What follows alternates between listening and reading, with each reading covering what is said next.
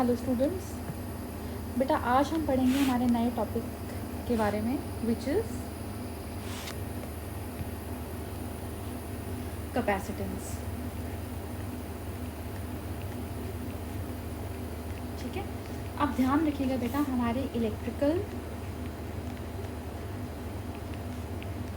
और electronic circuits में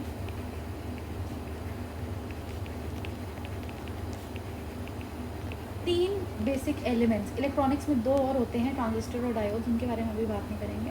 हमारे जो तीन बेसिक एलिमेंट्स यूज़ होते हैं वो है रजिस्टर, जो आप ऑलरेडी 10th क्लास में पढ़ चुके हैं, 12th में भी आएगा, इस तरीके से डिनोट करते हैं। रजिस्टर के करंट को अपोज करने की प्रॉपर्टी को बोलते हैं रेजिस्टेंस। दूसरा एलिमेंट हम पढ़ेंगे कैपेसिटर। ठीक है ना, इसका बेसिक सिंबल, वैसे तो कई तरीके के कैपेसिटर होते हैं, बट बेसिक जो है पैरेलल प्लेट कैपेसिटर होता है, और उसके चार्ज स्टोर करने की प्रॉपर्टी को बोलते हैं कैपेसिटेंस। इसी तरीके से तीसरा एलिमेंट हम पढ़ेंगे इंडक्टर, जिसका सिंबल कुछ इस तरीके से होता है और इसकी प्रॉपर्टी को बोलते हैं इंडक्टेंस। ठीक है, ये रजिस्टर आप 10th में पढ़ चुके हैं, 12th में भी आएगा, और अब हम कैपेसिटर और इंडक्टर के बारे में भी पढ़ेंगे। ठीक है, तो इसको समझना शुरू करते हैं बेटा, इस टर्म को। ठीक है, आप देखिए, अगर मेरे पास कहीं कोई चार्ज पार्टिकल क्यू रखा है, तो इस चार्ज से r डिस्टेंस की दूरी पे इसका पोटेंशियल होता है 1/4 पाई एप्सिलॉन नॉट Q/r।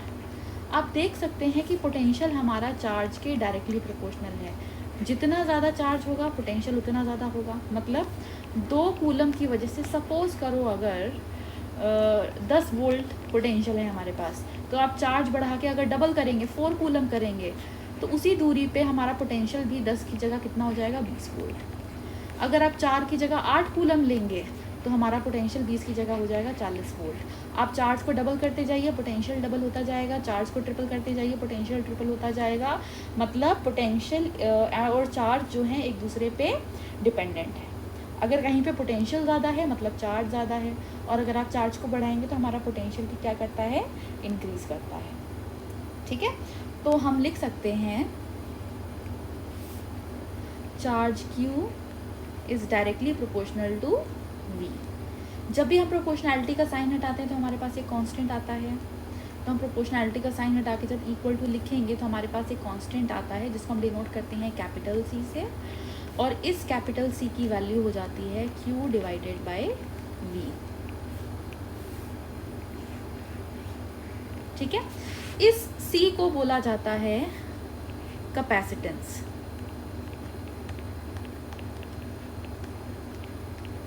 ठीक है, इसका मतलब समझने के लिए हम फॉर्मूला की मदद लेते हैं। ठीक है, डेफिनेशन बनानी मैंने आपको सिखाई है, रटने की ज़रूरत नहीं है। अगर हमारा ये डिनोमिनेटर पोटेंशियल 1 वोल्ट के बराबर हो जाए तो हमारा C किसके बराबर हो जाएगा, Q/1। और डिवीजन में 1 लिखने की ज़रूरत नहीं होती, तो C की जगह क्या आ जाएगा, Q। C = Q। तो इस कंडीशन को लगाते हैं, if V = 1 volt, then C = Q।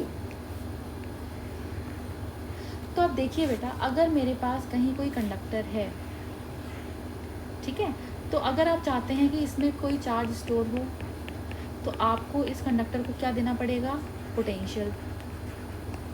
ठीक है ना, अगर आप चाहते हैं कि ये कंडक्टर चार्ज को स्टोर करे, इसमें चार्ज आ जाए, तो आपको इसको पोटेंशियल देना पड़ेगा।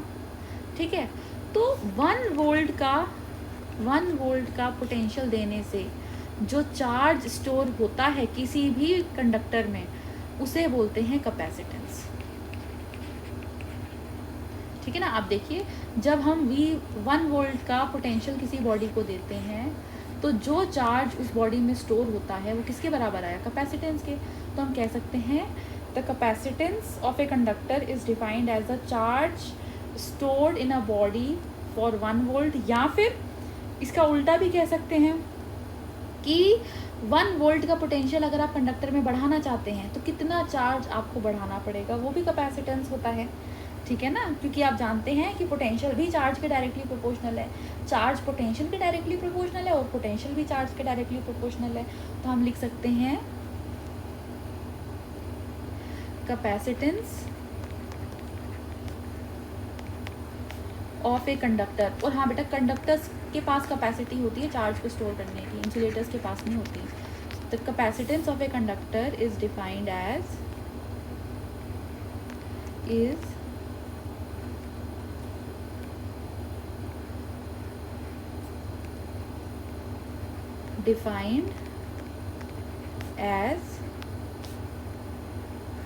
the charge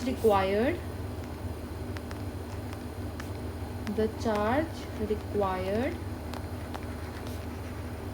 to store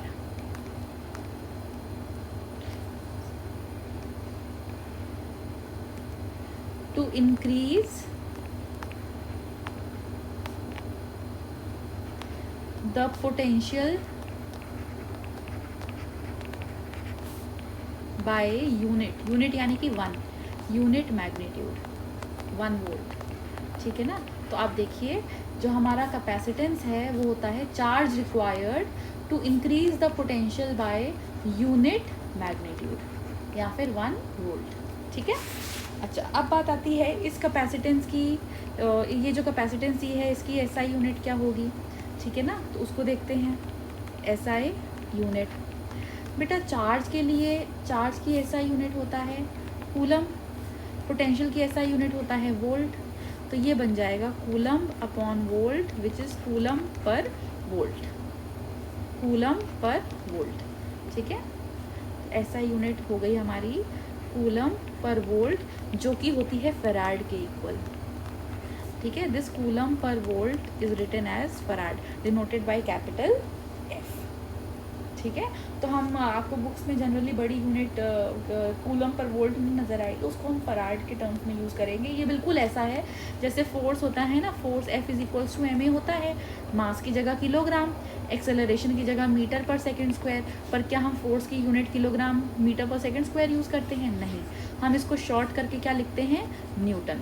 force की एसआई यूनिट न्यूटन यूज़ करते हैं। हालांकि न्यूटन और किलोग्राम पर मीटर स्क्वायर बिल्कुल सेम है। इसी तरीके से कूलम पर वोल्ट लिखिए चाहे फैराड लिखिए, वो एक ही बात है, दोनों इक्वल है। ठीक है। अच्छा, अब बात आती है, अगला हम निकालते हैं कि कैपेसिटेंस कई कंडक्टर्स के होते हैं भाई। स्फेरिकल जो मैंने बताया ना कि कंडक्टर की जो प्रॉपर्टी चार्ज को स्टोर करके रखती है, उस प्रॉपर्टी को बोलते हैं उसकी कैपेसिटी। ठीक है। अब कंडक्टर तो किसी भी शेप का हो सकता है, स्फेरिकल कंडक्टर भी हो सकता है, सिलिंड्रिकल कंडक्टर भी हो सकता है। ठीक है ना। हॉलो स्फेरिकल कंडक्टर भी हो सकता है, parallel plate conductor, 2 parallel plates भी हो सकते हैं कंडक्टर जो चार्ज स्टोर कर रहे हैं। तो कैपेसिटर्स भी बहुत तरीके के होते हैं depending upon the shape of the conductor. हम सबसे पहले निकालते हैं capacitance of an isolated spherical capacitor. ठीक है। सबसे पहले देखिए बेटा, ये 3 टर्म देखिए, आइसोलेटेड स्फेरिकल कैपेसिटर। स्फेरिकल मतलब उसकी शेप स्फेयर है, आइसोलेटेड मतलब सिंगल है, सिंगल स्फेयर है। ठीक है। और कैपेसिटर क्यों? क्योंकि वो चार्ज को स्टोर करेगा। कैपेसिटर वो एलिमेंट है ना जो चार्ज को स्टोर करता है। ठीक है ना। तो हमें इसका कैपेसिटेंस निकालना है। तो हम अज्यूम करते हैं कि हमारे पास एक आर रेडियस का स्फेरिकल आइसोलेटेड कंडक्टर है। ठीक है। हमारे पास आर रेडियस का स्फेरिकल आइसोलेटेड कंडक्टर है। ठीक है। जिसको हमने चार्ज स्टोर कराया है पॉजिटिव नेगेटिव कोई भी चार्ज स्टोर करा सकते हैं, ऐसी बात नहीं है। क्योंकि मेनली हमारे सिलेबस में तो पैरेलल प्लेट कैपेसिटर है, जिसकी डिटेल जो हमारे प्रैक्टिकल सिलेबस क्या हमारे जो प्रैक्टिकल यूज़ का कैपेसिटर है दैट इज़ पैरेलल प्लेट। ठीक है। तो आप देखिए बेटा, अच्छा एक बात का ध्यान रखिएगा, ये मैं हमेशा स्टूडेंट्स को बताती हूँ, आपको किसी भी शेप के कंडक्टर का कैपेसिटेंस निकालना है तो आप उसका पोटेंशियल निकाल लीजिए।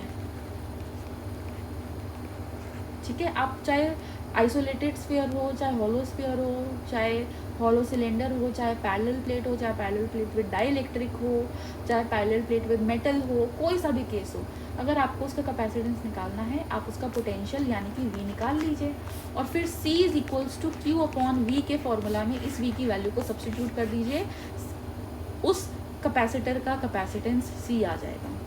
ठीक है, यानी कि हमें अगर किसी भी कंडक्टर का कैपेसिटेंस निकालना है, हम पहले उसके चार्ज की वजह से पोटेंशियल निकालेंगे और फिर उसकी value C is equals to Q divided by V के फॉर्मूला में सब्सटीट्यूट कर देंगे for every capacitor that we have to study. हम यही प्रोसेस फॉलो करेंगे। ठीक है, तो आपको इस स्फेरिकल आइसोलेटेड कंडक्टर का कैपेसिटेंस निकालना है, तो इसके सरफेस पे कहीं पे भी जो हमारा पोटेंशियल होगा हम उसकी वैल्यू को नोट कर लेते हैं। ठीक है, potential is given by 1/4 pi epsilon not charge Q by radius R, जहाँ पे Q उसको जो हमने चार्ज दिया है उसकी वैल्यू है। अब अगर आपको कैपेसिटेंस निकालना है तो आप करिए using this value in C is equals to Q by V। ठीक है, तो C आ जाएगा Q डिवाइडेड बाई V की वैल्यू डालते हैं बेटा 1/4 pi epsilon naught Q by R, ये Q से Q कट जाएगा और ये जो वैल्यू है डिनोमिनेटर के भी डिनोमिनेटर में ये ऊपर चली जाएगी, तो हमारे पास आ जाएगा C is equals to 4 pi epsilon naught R। ठीक है, अब इसका यूज़ क्या है इस फॉर्मूला का? इस फॉर्मूला का यूज़ है टू डिटरमाइन कैपेसिटेंस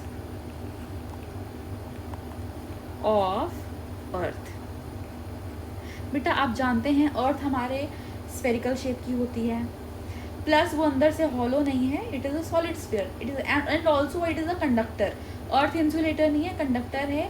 इसीलिए आपने जूनियर क्लासेस में अपने पढ़ा है कि थंडर स्टॉर्म के टाइम पे जितनी हाई बिल्डिंग्स होती हैं उनके ऊपर एक मेटालिक पोल रखा जाता है कि अगर क्या कहते हैं लाइटनिंग होती है और छत पे बिजली गिरती है तो सारा का सारा चार्ज उस मेटालिक कंडक्टर से होते हुए अर्थ में चला जाएगा। ठीक है, so first thing earth is a sphere, second thing earth is a conductor. ठीक है, तो इस फॉर्मूला का यूज़ हम अर्थ का कैपेसिटेंस C निकालने के लिए यूज़ कर सकते हैं। ठीक है, तो हम निकालते हैं कैपेसिटेंस ऑफ अर्थ। ठीक है, तो हम फॉर्मूला यही वाला यूज़ कर रहे हैं बेटा, C is equals to 4 pi epsilon naught R, आपने फॉर्मूला निकाला था। अब आप देखिए रेडियस ऑफ अर्थ होती है, radius of earth which is a sphere, ठीक है, होती है 6400 किलोमीटर। इसको SI यूनिट में कन्वर्ट करते हैं तो हो जाएगा 6400 इंटू 1000 मीटर। ठीक है ना, इसको लिख सकते हैं 64 into 10 to the power 5 metre. तो C की वैल्यू आ जाएगी 4 पाई एप्सिलॉन नॉट R, मतलब 1/9 into 10 to the power 9 into R की जगह 64 इंटू 10 टू द पावर 5। ठीक है, तो इसको डिवाइड करते हैं बेटा, 64 डिवाइडेड बाई 9, तो ये कुछ आपका 7.1 आ जाएगा। ठीक है, 64 डिवाइडेड बाई 9 हो गया 7.1 इंटू 10 टू द पावर। अब ये देखिए बेटा, ये 10 की पावर 9 जब ऊपर जाएगा तो बन जाएगा 10 की पावर -9। ठीक है, और 5 और -9 हो जाएगा 10 की पावर -4। तो ये लिख दिया हमने 10 की पावर -4। इसको और सॉल्व कर सकते हैं, थोड़ा इजी लिख सकते हैं। डेसिमल प्लेस को जब आप लेफ्ट हैंड साइड लेके जाते हैं तो ये पावर बढ़ जाएगी, -4 की जगह -3 हो जाएगा। तो हमारे पास आ जाएगा 0.71 into 10 to the power -3 SI unit capacitor की फराड होती है। ठीक है, और अगर आप इसको हटाते हैं 10 की पावर -3 को तो यहाँ मिली आ जाएगा। तो हमारे पास कैपेसिटेंस हो गया अर्थ का 0.71 मिली फराड, ये आ गई वैल्यू। ठीक है, this is the capacitance of the earth. अगर आपको कन्फ्यूजन है बेटा तो यहाँ हो सकती है कि ये वैल्यू हमने कैसे सब्स्टिट्यूट करा। बेटा चैप्टर 1 के फॉर्मूला से हम यूज़ करते आ रहे हैं ना, फोर्स जब हमने पढ़ा था between two charges 1/4 pi epsilon not, तो लेक्चर वीडियो में ये आपको मिल जाएगा। तो 1/4 पाई एप्सिलॉन नॉट की वैल्यू देखिए क्या होती है, 1/4πε0 की वैल्यू होती है 9 × 10⁻9। आप रेसिप्रोकेट कर दीजिए तो 4πε0 की वैल्यू आ जाएगी 1/9 × 10⁻9। उल्टा कर दिया LHS और RHS को, रेसिप्रोकेट कर दिया, तो इसीलिए हमने 4πε0 की वैल्यू ये 1/9 × 10⁻9 यूज़ करेंगे। ठीक है। और रही बात मिली की, अगर आपको कन्फ्यूजन है ये मिली कैसे आया, तो देखो बेटा 1 मिलीग्राम, जब भी मिली हटाते हैं तो 10⁻³ से मल्टीप्लाई करते हैं। ठीक है ना। 1 मिली कूलम है, अगर आपको मिली हटाना है 10⁻³ से मल्टीप्लाई करिए। ठीक है। अगर मिली न्यूटन है, सपोज आपको मिली हटाना है तो 10⁻³ लिखिए, न्यूटन बचेगा। तो जब भी आपको मिली हटाना होता है तो आप 10⁻³ से मल्टीप्लाई करते हैं। तो अब जब 10⁻³ को हटाना है तो आपको क्या इंट्रोड्यूस करना पड़ेगा, मिली। 10⁻³ हटाना है तो हमने साथ में क्या लगा दिया, मिली फराड। ठीक है। अच्छा, अब आप देखो बेटा, जो हमारे अर्थ का कैपेसिटेंस है, ठीक है, आप देखिए ये ये जो वैल्यू है ना 0.71 × 10⁻³ फराड, इसका मतलब है 0.00071 फराड। ये अर्थ का कैपेसिटेंस आया है, अर्थ कैपेसिटेंस, यानी कि अर्थ कितनी बड़ा स्फेरिकल बॉडी है, कितना बड़ा स्फेरिकल कंडक्टर है, उसका कैपेसिटेंस तक 1 फराड से कितना छोटा आया है। It is such a small value. ठीक है ना। तो जो 1 फराड है ना, ये कैपेसिटेंस की बहुत बड़ी यूनिट होती है। ठीक है। 1 farad is a very big unit of capacitance. 1 farad is a very big unit of capacitance.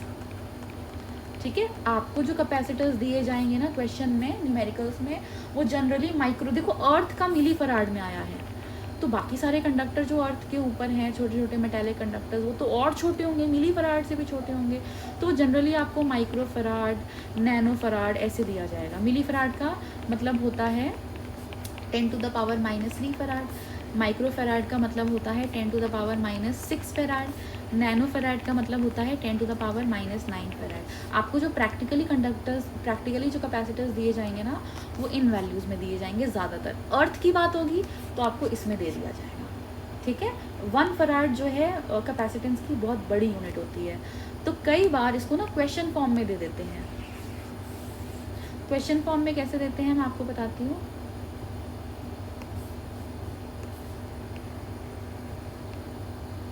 आपको आगे ये लिख के दे देंगे, show that 1 farad is a very big unit of capacitance. तो कैसे शो करेंगे, आप यही अर्थ के लिए कैपेसिटेंस निकाल के दिखाइए, और लास्ट में हम लिखेंगे कि अर्थ जैसे बड़े स्फेरिकल कंडक्टर का कैपेसिटेंस भी मिली फराड है, 1 फराड से बहुत छोटा है। This proves that 1 farad is a very big unit of capacitance. ठीक है।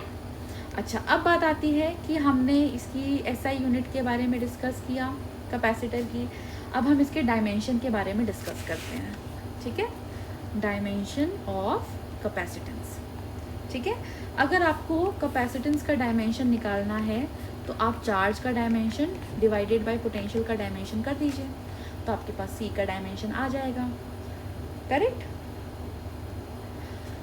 तो हम V की वैल्यू को यूज़ करते हैं। V होता है हमारा 1/4πε0 Q/R। ठीक है। या फिर ये यूज़ कर सकते हैं, potential is work done per unit charge. ठीक है। ये ज़्यादा इजी रहेगा हमारे लिए, तो हम इसको लिख सकते हैं Q अपॉन, पोटेंशियल की जगह लिखा work done per unit charge.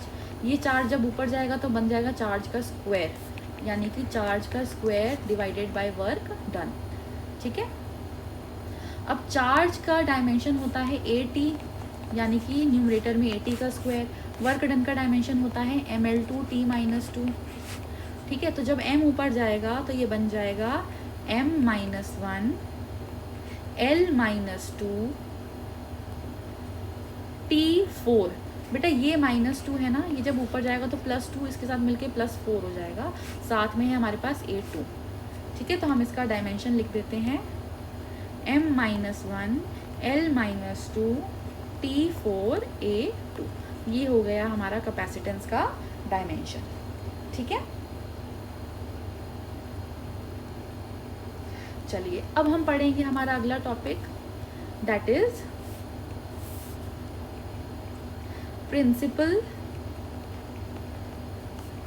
Of capacitor. ये बहुत इंपॉर्टेंट टॉपिक है, इसी से हमारा कॉन्सेप्ट जो है क्लियर होगा। Principle of capacitor. ठीक है, अच्छा अगर हम एक सिंगल प्लेट लेते हैं बेटा, सपोज करिए कि हमने एक सिंगल प्लेट ली है, ठीक है, और इस सिंगल प्लेट को हम चार्ज देना शुरू करते हैं।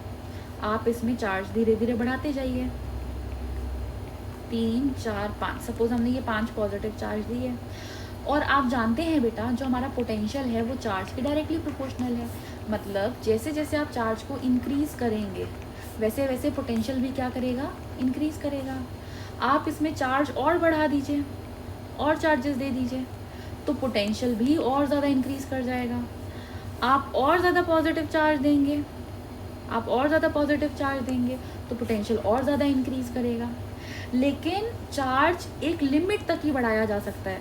आप ऐसा नहीं कि आप चार्ज बढ़ाते जा रहे हैं, बढ़ाते जा रहे हैं, बढ़ाते जा रहे हैं, पोटेंशियल भी धीरे धीरे इंक्रीज कर रहा है, लेकिन इंक्रीज करते करते एक पॉइंट ऐसा आएगा कि पोटेंशियल इतना ज़्यादा बढ़ चुका होगा कि वो अपने आसपास की जो एयर है, जो एटमॉस्फेयर है, उसको आयनाइज करेगा, उसको आयनाइज करेगा।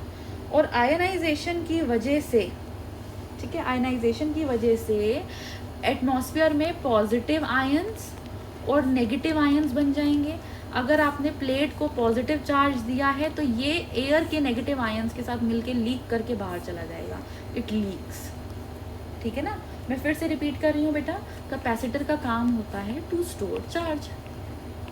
इसका काम है to store charge, electric charge, चाहे पॉजिटिव चार्ज हो चाहे नेगेटिव चार्ज हो, इसका काम है चार्ज को स्टोर करना। आप प्लेट को, आप कैपेसिटर का यूज़ कर रहे हैं, उसको पॉजिटिव चार्ज दे रहे हैं, पोटेंशियल धीरे धीरे इंक्रीज़ कर रहा है, आपने बहुत ज़्यादा चार्ज दे दिया तो एक पॉइंट ऐसा आएगा कि पोटेंशियल इतना ज़्यादा बढ़ जाएगा कि आसपास का एटमॉस्फेयर आयनाइज कर जाएगा। आयनाइज करने का मतलब है कि हमारे एटमॉस्फेयर में पॉजिटिव नेगेटिव आयंस क्रिएट हो जाएंगे और जितना चार्ज हमने हमारे कैपेसिटर को दिया था वो सारा का सारा लीक कर जाएगा एटमॉस्फेयर में। तो हमारा जो कैपेसिटर का पर्पस है कि वो चार्ज को स्टोर करे, वो तो अकम्प्लिश ही नहीं हुआ, क्योंकि जो चार्ज हमने दिया था वो एटमॉस्फेयर में लीक कर गया। तो हमें कुछ ऐसा रास्ता ढूंढना है कि हम प्लेट को ज़्यादा से ज़्यादा चार्ज स्टोर कराएं और इस तरीके से चार्ज स्टोर कराएं कि पोटेंशियल में बहुत ज़्यादा इंक्रीज, लार्ज इंक्रीज ना हो। ठीक है, इसमें बहुत ज़्यादा लार्ज इंक्रीज पोटेंशियल में ना हो, इस तरीके से हमें करना है। तो इसका सॉल्यूशन देखिए बेटा क्या है। सॉल्यूशन इसका ये है कि आप सिंगल प्लेट की जगह, जो आप सिंगल प्लेट यूज़ कर रहे हैं, सिंगल प्लेट की जगह इसके बहुत ही नज़दीक एक दूसरी प्लेट भी रख दीजिए।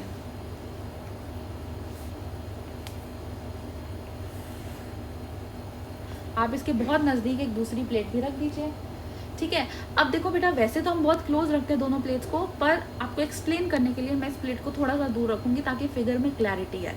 ठीक है, अदरवाइज दोनों जो प्लेट्स हैं, जो हमारी दोनों प्लेट्स हैं, वो एक दूसरे के बहुत नज़दीक रखी होती हैं। ठीक है, तो हम इसको थोड़ा दूर करते हैं।